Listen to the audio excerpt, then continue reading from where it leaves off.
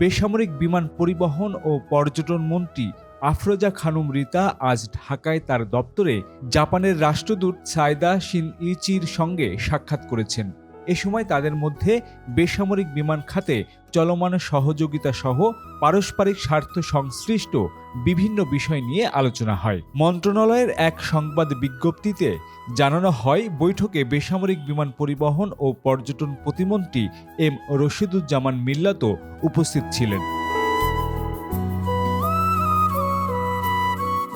ঢাকার হযরত শাহজালাল আন্তর্জাতিক বিমানবন্দরের দীর্ঘ প্রতীক্ষিত তৃতীয় টার্মিনাল দ্রুত চালুর সরকারি উদ্যোগের প্রেক্ষাপটে এই বৈঠকটি তাৎপর্যপূর্ণ বলে মনে করা হচ্ছে।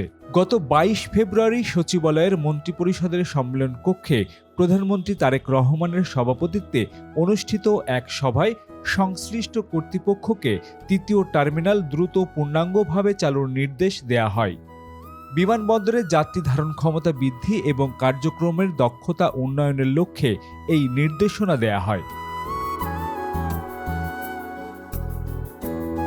২১,০০০ কোটি টাকা ব্যয়ে নির্মিত তৃতীয় টার্মিনাল প্রকল্পটি জাপানের আন্তর্জাতিক সহযোগিতা সংস্থা জাইকার আর্থিক সহায়তায় বাস্তবায়িত হয়। ২০২৩ সালের অক্টোবরে প্রকল্পটি সফট লঞ্চ করা হয়। তবে নির্মাণ কাজ শেষ হওয়ার ১ বছরের বেশি সময় পার হলেও টার্মিনালটি পূর্ণাঙ্গভাবে চালু হয়নি। ২০২৫ সালের নভেম্বরে টার্মিনালের পরিচালনা ও আয় বণ্টন কাঠামো নিয়ে বাংলাদেশ ও জাপানের পক্ষের মধ্যে আলোচনায় মতপার্থক্য দেখা দেয়ায় আলোচনা ভেঙে যায়। তবে প্রধানমন্ত্রীর সাম্প্রতিক নির্দেশনার পর আলোচনার প্রক্রিয়া পুনরায় শুরু করে পূর্ণাঙ্গ পরিচালনা শর্ত চূড়ান্ত করার উদ্যোগ নেওয়া হতে পারে বলে সংশ্লিষ্টরা জানিয়েছেন।